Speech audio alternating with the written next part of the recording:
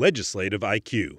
Increase your legislative intelligence with Florida's policy, budget, and campaign monitoring service. Subscribe today at legislativeiq.com.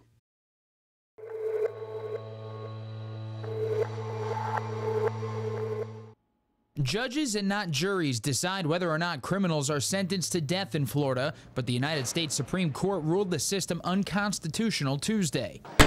The ruling came down just as lawmakers settled in to start the 2016 legislative session. Juries don't need to be unanimous in recommending a death penalty to a judge, and the judge has the final say. Senator Thad Altman sponsored legislation to change that before the ruling came down. That process is going to remedy better justice, and it's going to prevent mistakes of the past, and I think when we change it, we'll prevent mistakes of the future.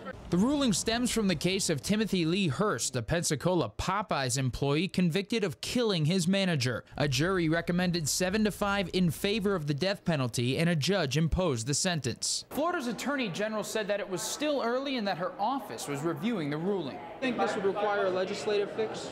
Perhaps.